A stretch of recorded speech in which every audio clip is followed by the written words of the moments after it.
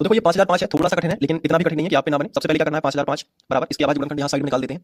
तो 5005 इकाई अंक, देखो मैंने बताया था कि जब इकाई अंक 5 है तो या तो 3 से भाग जाएगा या फिर 5 से जाएगा, लेकिन इसमें 3 का नहीं जा रहा है, आप ट्राई कर सकते हो, 5 का चला जाएगा। देखो 5 एकम 5, मैंने बोला था ना 0 है तो 0 जो कि उतरते हैं, तो 2 0 थे तो 2 0 हमने नीचे लिख दिए, फिर 5 का भाग 5 में गया एक बार। अब 1001 बहुत ही कॉम्प्लिकेटेड संख्या, यहाँ पे बच्चे फंस जाते हैं कि अब किससे चला जाएगा, बहुत ही दिक्कत हो गई। तो यहाँ पे कुछ चीजें होती हैं जो एग्जाम टाइम में आपको ध्यान रखनी होती हैं, इसलिए बोलते हैं बार बार रिवीजन करना है, क्योंकि आप समझ के आधार पर कितना भी पढ़ लो लेकिन कुछ चीजों के बारे में पता होना ही चाहिए। जैसे ये संख्या 1001 है, ये आ जाएगी और आपने ढंग से नहीं पढ़ाई की तो यहाँ फंस जाओगे। यहाँ जाता है भाग 7 से, याद रखना किससे जाएगा, 7 से सीधा, ना 2 से जाएगा, ना 3 से जाएगा, ना 5 से जाएगा। इसलिए मैंने रूल बताया कि पहले 2 से ट्राई कर लेना, इसमें आप 2 से ट्राई करोगे नहीं जाएगा तो आप कहोगे चलो 3 से कर लेते हैं। आप इस संख्या में 3 से ट्राई करोगे फिर भी नहीं जाएगा, आप इस संख्या में 5 से ट्राई करोगे फिर भी नहीं जाएगा, फिर आप आ जाओगे 7 पे। तो मेरा बताया हुआ रूल आपको यहाँ पे हेल्प कर जाएगा। तो फिर 7 से ट्राई करोगे तो 7 10 पहले 10 ले लो, 7 एकम 7, ठीक है, कितने बचे 3 हो गए 30। फिर 7 की टेबल ऐसी पढ़ो कि वो 30 से ज्यादा ना हो, क्योंकि यहाँ पे 7 एकम 7 हो गया तो 7 10 में से 7 निकल जाएंगे एक बार में। कितने बचेंगे बताओ, आप खुद बताओ, 10 में से 7 निकल गए कितने बचे, 3 बचे ना, तो हो गए कितने 30। अब 7 की टेबल ऐसी पढ़ना है कि 30 से ज्यादा ना हो पाए, 7 चौके 28।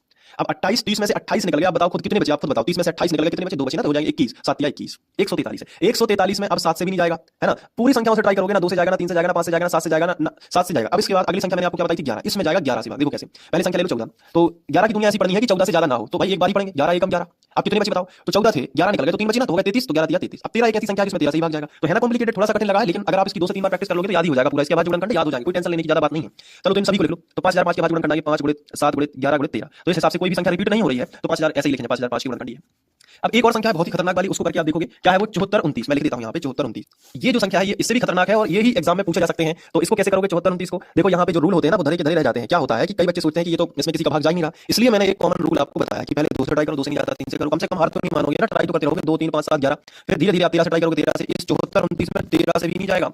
आप देखोगे कि ना, देखो इसमें ना 2 से गया है, ना 3 से गया है, ना 5 से गया है, ना 7 से गया है, ना 13 से गया, 11 से गया है, ना 13 से गया है, सीधा 17 से भाग गया है इसमें। तो यही तो मैं आपको बता रहा हूं ना कि ट्राई करोगे एग्जाम में, ऐसा तो नहीं होगा ना कि छोड़ के आ जाओगे कि मुझसे नहीं बनना, आप ट्राई करते जाओगे कहीं ना कहीं तो फंसी जाएगी संख्या। तो यहाँ 17 पे फंसी है, ऊपर वाला सवाल देखो कितने पे फंसा था, ऊपर वाला सवाल यहाँ पे 7 पे फंस गया था। तो यही होता है प्रैक्टिस का। और जिस कई बच्चे ऐसे होते हैं कि 74 29 संख्या को डायरेक्ट याद कर लेते हैं कि आने दो एग्जाम में देखते हैं इसको, 74 29 आया तो उनका सीधा यहाँ पे 17 लिखता है, सीधा 17 की भाई उन्हें पता है, 2 से 5 बार करके आए हैं, उन्हें पता था कि आएगा। अब 74 17 का करोगे तो पहले 74 है, पहले 74 संख्या, 17 की दुनिया ऐसी पढ़ना है कि 74 से ज्यादा ना हो। तो 17 की दुनिया क्या आपको आती है, कई बच्चों को नहीं आती होगी दुनिया, कोई टेंशन नहीं है, अगर दुनिया भी नहीं आती है तो भी मैं आपको देखो ऐसा बताता हूं, 17 का पहले 2 से करो तो 17 दूनी 34, ठीक है। अब फिर 17 का कितने में करो, 3 से, तो 17 दिया 51, 17 चौके 68, तो 17 गुणे 4 कर लेना तो 68 आएंगे, फिर 5 करोगे तो ज्यादा हो जाएंगे, 17 गुणे 85 होते हैं मैं आपको बताऊं, तो 74 से तो ज्यादा हो जाएंगे, तो 17 चौके 68, 4 बार भी आपको लिखना है और 68 आ जाएंगे।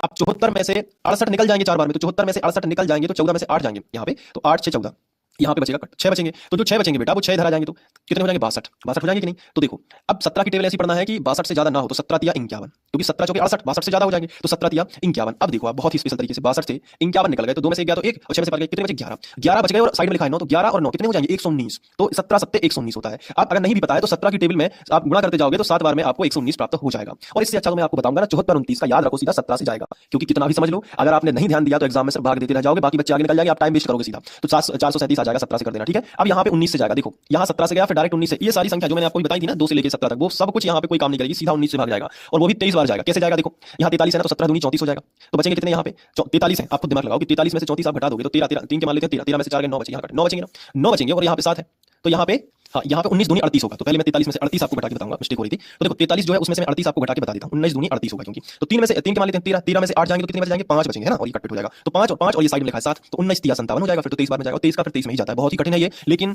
उतना सरल भी मैं कहूंगा, क्योंकि मगर अगर मैं आपकी जगह पे होता ना तो 74 29 का सीधा याद कर लेता, 17 19 23 सीधा, कोई टेंशन नहीं है, कोई नहीं कहेगा आपकी इसमें समझना है, इसमें आपने रट लिया, कोई नहीं कहेगा, क्यों, क्योंकि संख्या ही ऐसी है भाई, रट लोगे तो आपका टाइम सेव होगा एग्जाम में, सीधी सी बात है, प्रैक्टिकल बनो, टेंशन लेने की जरूरत नहीं है। तो 74 29 का 17 19 और 23 जो है वो अभाज्य गुणनखंड होंगे। तो इस तरीके से प्रश्नावली 1.1 का प्रश्न क्रमांक 1 जो है वो समाप्त होता है, और इसमें मैंने आपको बताया कि अभाज्य गुणनखंड के रूप में हम कैसे व्यक्त कर सकते हैं। अब कई बच्चे कहेंगे कि सर हमें नोट करना है, तो नोट करना है नोटबुक में, तो मैं आपको एक एक करके दिखा देता हूं। पहले ये लिखिए, वीडियो को पॉज कर सकते हो आप, ठीक है, वीडियो को क्या कर सकते हो पॉज, आगे देखो ये लिखना, फिर इसके बाद ये लिखना है, इसके बाद यहाँ पे लिखना है, और फिर ये, ठीक है। और पीडीएफ नोट्स भी मैथ के बन रहे हैं, जैसे ही बन जाएंगे तो रिसेंट वीडियो चेक करते रहा करो, उसमें जो है मैं नोट्स की जानकारी दे दूंगा। तो अगर आप बनाना चाहते हो तो ठीक है, यहाँ से बना सकते हो, लेकिन नहीं बनाना चाहते हो तो मैथ्स की जो है पीडीएफ भी मैं आपको प्रोवाइड कराने वाला हूं जल्दी, तो वो भी मिल जाएगी। और बाकी सारे वीडियो देखना चाहते हो तो नीचे डिस्क्रिप्शन